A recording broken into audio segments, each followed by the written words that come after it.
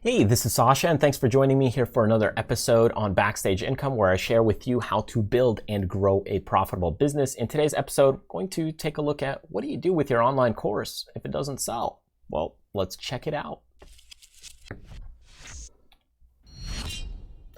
Okay, so I have a handful of courses. So if you haven't seen my course library, there's quite a few because I deal a lot with also investing. We have an investing channel, Trader's Slide, if you want to check that out. But here, a lot of people ask me about building courses, making money online. So I started working a little bit more on that. And there's a lot of courses that I have. And over the years, I've noticed that, hey, some courses do better than others. It's pretty simple. It's kind of like, hey, if you have ice cream and you're trying to sell ice cream in the desert, probably is going to be a lot better than selling something else. Or if you're trying to sell ice cream in the Arctic, maybe it won't sell so well because there's already a lot of ice. So in this case, I got a ton of different courses. Some are coming soon, some are ready to launch, and some do better than others. But the question is what do you do with some of these courses maybe that just don't do so well or don't sell very well? Well, there's a couple of different things that you can do, but I will give you some thoughts as far as what I personally do. So when you look at it, okay, so here's your big course. You got your course, and it doesn't really sell so well. So what the heck do you do with it? Well, you could do, number one, use it as a giveaway. Okay.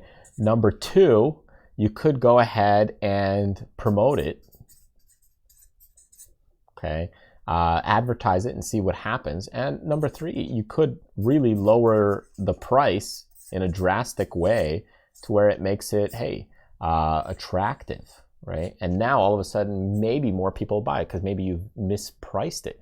So these are some things that you could think about as you start checking out what's going on, what's happening. Now, for me, I normally look at kind of giveaways because if I'm looking at a giveaway, well, I just now add it as really it's a bonus. And that's what I do. I don't look to promote it too much further if it's not selling that well, because there wasn't maybe as much interest as I thought or hoped.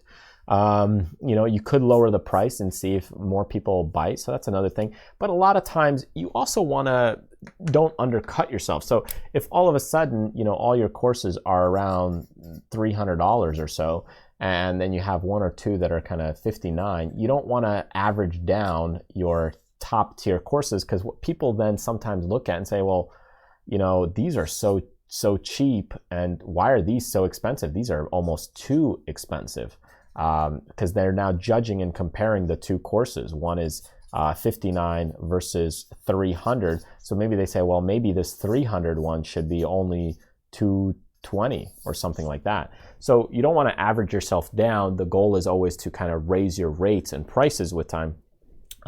But that's another thing to kind of consider. So that's why I'll do more like a giveaway. So if you look at one of these courses here that I have, let's check out this one, How to Trade Stocks with Technical Analysis.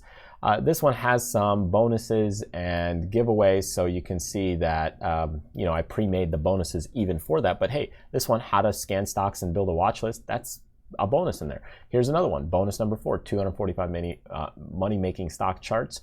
Video guide, and there's another bonus that's not really showing up. And here's another one, technical analysis, practice, and homework. So all these are actually, or most of them, if you look at the ones I've just mentioned, they are also, like this one, is a course on its own, but I use this course as kind of a giveaway because I have a book about it as well. So, hey, you could buy that course on its own, but I usually use it for the higher tier products as kind of a giveaway. So that's kind of a thought for you as you start looking at, hey, well, which one should I go ahead and do? Should I go ahead and, give away my product? Should I promote it? Should I lower the price? Yeah, you could do all of those things. But I also don't want to lower a $49 product to $19 because now all of a sudden, hey, that's a really, really cheap price. Maybe I'll do that on promotions or sales. But in this case, I don't want to go too low because it draws down the higher tier products.